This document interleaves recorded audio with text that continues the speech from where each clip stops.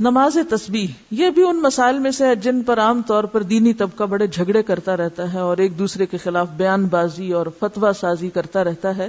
تو آئیے دیکھتے ہیں کہ اس کی کیا حقیقت ہے. کسی نے مجھ سے اس پہ بات کی کہ آپ کیوں اجازت دیتی ہیں لوگوں کو تسبیح نماز پڑھنے کی؟ تو اس میں نے ان سے کہا کہ حدیث کے اس طرح روایات یعنی چین موجود ہیں، اور میں نے کچھ میرا خیال ہے 10 12 13 سال پہلے ان روایتوں کو بھی جمع کیا تھا. وہ میں نے اپنی ڈائری پر ایک نوٹ کر لی، جب کبھی مجھ سے کوئی سوال کرتا تو بتا دیتی. تو مجھ سے کسی نے حجت کی، ٹھیک ہے آپ نے حضرت عباس کو بتائی تھی، خود تو نہیں پڑھی تھی.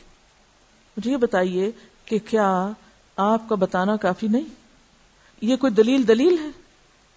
دوسری بات یہ کہ بعض اوقات جماعت سے بھی لوگوں نے پڑھی، اور جن پڑھانے والوں میں خود بھی شامل تھی، اگرچہ اب میں اس کو بہت عرصے سے بالکل ترک کر چکی ہوں، کیونکہ افضل یہی ہے کہ جماعت سے یہ چونکہ نہیں پڑھنے کو کہا گیا تو نہ پڑھی جائے. اگرچہ کئی نفل نمازیں جماعت سے بھی پڑھی جاتی ہیں، جس میں نماز تراویح بھی ہے اور کچھ اور، کہ لوگ اس میں پھر خود نہیں گن سکتے، نہیں پڑھ سکتے، تو بعض اوقات وہ آسانی سمجھتے کہ چلو، اور بعض لمبی نماز اکیلے پڑھنے مشکل ہوتی، سب کے ساتھ مل کے پڑھنے. تو اس کے لیے بھی جس کو سامنے رکھ کے میں عمل کرتی تھی وہ یہ کہ نفل نماز چونکہ جماعت سے پڑھی گئی ہے اور یہ بھی ایک نفل نماز ہے تو کوئی حرج نہیں اگر کوئی جماعت سے بھی پڑھ رہا ہے، لیکن پھر بھی بہتر یہی ہے کہ آپ الگ پڑھیں، اور کم از کم مجھ جیسے لوگ اس چیز کو اتنی ہوا نہ دیں. جب تک اس بات کا مجھے نہیں علم تھا کہ زیادہ پسندیدہ یہ ہے، اس وقت تک میں خود اس کو جماعت سے پڑھاتی بھی رہی ہوں اور پڑھتی بھی رہی ہوں. تو افضل کیا ہے؟ اکیلے پڑھیں. لیکن ایک بات یاد رکھیں، بعض اوقات لوگ صرف نماز تسبیح پڑھنے کے بہانے آ جاتے ہیں اور پھر آپ ان کو جو چاہیں سکھا لیں. مجھے اچھی طرح یاد ہے کہ جب میں نے تبلیغ کا عام کام شروع کیا تو ابتدا میں ہم نماز تسبیح کی دعوت دیتے تھے. وہ کہتی ہوں کہاں سے لوگ آ جاتے تھے، آپ سوچ ہی نہیں سکتے. اور جب وہ آ جاتے تھے میں ان کو بٹھاتی تھی، میں کہتی تھی یہ نفل ہے، پہلے فرض پورا کرو. وہ کہتے تھے کیا؟ میں کہتی تھی علم حاصل کرنا فرض ہے، پہلے درس کریں گے پھر تسبیح پڑھیں گے. اور اس طرح الحمدللہ اس علم کے شوق میں پھر بہت سی اچھی باتیں انہیں سکھائیں. کرتے کرتے لوگوں کو نماز تسبیح تو بھول گئی اور درس یاد ہو گئے. سیکھنے سکھانے کا سلسلہ. تو اس میں یہ ہے کہ بہرحال پھر بھی میں یہ کہوں گی کہ نفل نماز کی چونکہ جماعت سے پڑھنے کی رخصت موجود ہے، تو کبھی اگر کسی نے ایسا کر لیا تو ہم اس کو حرام یا بدعت یا ایسا نہیں قرار دیں گے. جس چیز کی ایک گنجائش کہیں موجود ہے تو کبھی دین کے فائدے میں اسے کر بھی لیا جائے تو وہ کفر میں شامل نہیں ہو جاتا. یا تو یہ نا بالکل ہی دلیل نہ ہو کہ نفل نماز کی جماعت کی دلیل ہے ہی نہیں، پھر تو غلط ہے. لیکن اگر دلیل ہے، جیسے اطمان بن مالک کی روایت میں آتا ہے، انہوں نے اپنے گھر کے ایک حصے کو مسجد بنانا چاہا تو آپ کو دعوت دی، آپ تشریف لائے، سب لوگ اکٹھے ہوئے تو آپ نے فرض نماز کے علاوہ ایک وقت میں نفل وہاں باجماعت پڑھائے. اسی طرح حضرت انس کے گھر گئے کہ آپ حضرت انس آگے تھے، پھر وہ پیچھے خاتون تھی. مسلم کی روایت میں آتا ہے فصلی بنا فی غیر صلاۃ الفریضۃ، یا کچھ ایسا لفظ ہے کہ ہمیں آپ نے فرض نماز کے علاوہ وقت میں نفل نماز جو تھے جماعت سے پڑھائے. تو اکا دکا اگر مثالیں ملتی ہیں تو کبھی اکا دکا دفعہ اگر آپ ایسا بھی کر لیں تو گناہ میں شامل نہیں ہوگا. ہاں یہ ضرور خیال کریں کہ نوافل فرائض پر نہ چھا جائیں، کہ لوگ فرض بھول جائیں اور نفل کی طرف چل پڑیں، بلکہ نفل کے لیے آئیں تو ان کو فرض یاد دلائیں.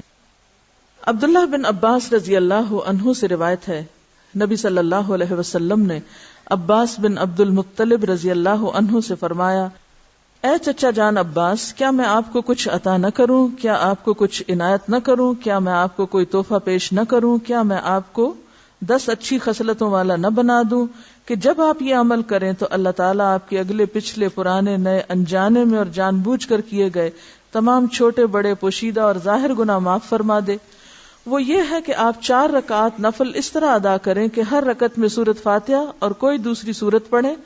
جب آپ اس قرات سے فارغ ہو جائیں تو قیام کی حالت میں ہی یہ کلمات 15 بار پڑھیں، یعنی قرات کر کے سورۃ الفاتحہ پڑھ کے سبحان اللہ والحمد للہ ولا الہ الا اللہ واللہ اکبر. پھر آپ رکوع میں جائیں، تسبیحات رکوع سے فارغ ہو کر رکوع میں ہی ان کلمات کو 10 بار دہرائیں. پھر رکوع سے اٹھ جائیں اور سمع اللہ لمن حمدہ وغیرہ سے فارغ ہو کر 10 بار ہی کلمات پڑھیں. پھر سجدے میں جائیں، سجدے کی دعائیں پڑھنے کے بعد یہی کلمات 10 بار پڑھیں. پھر سجدے سے سر اٹھائیں اور جلسہ میں جو دعائیں ہیں وہ پڑھ کے 10 بار انہی کلمات کو دہرائیں. پھر دوسرے سجدے میں چلے جائیں، پہلے سجدے کی طرح 10 بار پھر اس تسبیح کو ادا کریں. پھر سجدے سے سر اٹھائیں اور جلسہ استراحت میں کچھ اور پڑھے بغیر 10 بار اس تسبیح کو دہرائیں. ایک رکعت میں کل 75 تسبیحات ہوئی. اسی طرح 4 رکعات میں یہ عمل دہرائیں.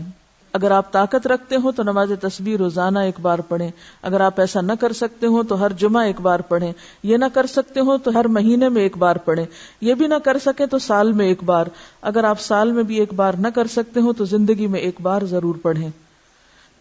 حافظ ابن حجر رحمۃ اللہ علیہ فرماتے ہیں کہ یہ حدیث کثرت طرق کی بنا پر حسن درجے کی ہے. یعنی نماز تسبیح کی حدیث جو ہے اس کے بہت سے طرق ہیں، یعنی بہت سی چینز ہیں، اس لیے یہ حسن درجے کی ہے. شیخ البانی فرماتے ہیں کہ امام حاکم اور حافظ ذہبی نے اس حدیث کی تقویت کی طرف اشارہ کیا ہے اور یہ حق ہے. یعنی البانی کے نزدیک بھی یہ بات درست ہے کیونکہ اس کے بہت سے طرق ہیں. علامہ مبارک پوری شیخ احمد شاکر نے بھی اسے حسن کہا ہے، جبکہ خطیب بغدادی، نووی، ابن صلاح نے اسے صحیح کہا ہے. بعض اوقات صحیح لغیر ہی ہوتی ہے، یعنی ایک چین میں اگر ایک چیز کی کمی تو دوسری میں وہ نہیں، تو ایک کی کمی دوسرے نے پوری کر دی تو وہ حسن کس درجے پہ آ گئی؟ صحیح کے. لیکن وہ صحیح لذاتی ہی نہیں بلکہ لغیر ہی ہے، یعنی خود سے صحیح نہیں تھی بلکہ دوسری چین نے اس کو صحیح بنا دیا. نماز تسبیح میں تسبیحات تشہد میں التحیات سے پہلے پڑھیں بخلاف دوسرے ارکان کے. ٹھیک ہے، باقی تو یہ نا سورۃ فاتحہ وغیرہ پڑھ کے تلاوت کر کے پھر تسبیح پڑھیں. اسی طرح سجدے کی تسبیح پڑھ کے پھر یہ تسبیحات پڑھیں. سمع اللہ لمن حمدہ کہہ کے پھر تسبیحات پڑھیں. سجدے کی تسبیح پڑھ کے پھر یہ تسبیحات پڑھیں. اسی طرح دوسرے سجدے سے اٹھ کے پڑھ کے پھر اٹھیں. لیکن تشہد میں آپ کیسے پڑھیں؟ تشہد سے پہلے بخلاف دوسرے ارکان کے. نماز تسبیح کے بعد پڑھی جانے والی دعا کی سند سخت ضعیف ہے. معلوم نہیں وہ کون سی دعا ہے، میرے علم میں تو نہیں. بہرحال جو بھی لوگ کو خاص دعا پڑھتے ہیں وہ ضعیف ہے. اس کے راوی عبد القدوس بن حبیب کو حافظ ہیثمی نے متروک اور عبداللہ بن مبارک نے کذاب کہا ہے. یاد رہے کہ اس حدیث شریف میں نماز تسبیح کو باجماعت ادا کرنے کا ذکر نہیں ہے. صرف انفرادی عمل کے طور پر نبی صلی اللہ علیہ وسلم نے اپنے چچا جان کو اس کی ترغیب دی ہے. لہذا جو مسلمان نماز تسبیح ادا کرنا چاہے اسے چاہیے کہ پہلے نماز تسبیح کا طریقہ سیکھے، پھر اسے تنہائی میں اکیلا پڑھے. یہ رویہ بھی انتہائی مہلک ہے کہ بندہ فرض نمازوں پہ تو توجہ نہ دے مگر نماز تسبیح ادا کرنے کے لیے ہمہ وقت بے تاب رہے. لہذا فرض نمازوں کے تارک کو پہلے سچی توبہ کرنی چاہیے، پھر وہ نماز تسبیح پڑھے تو اسے یقیناً فائدہ ہوگا. کیونکہ فرض قضا کر کے نفل پڑھنے میں فائدہ نہیں ہوتا. نفل اس وقت فائدہ مند ہوتے ہیں جب آپ فرض بھی پڑھ رہے ہوں. تو بہت سے لوگ فرض تو پڑھتے نہیں اور کبھی کبھی صلاۃ و تسبیح پڑھ کے سمجھتے ہیں کہ سارے فرض ان کے ادا ہو گئے، جبکہ ایسا نہیں.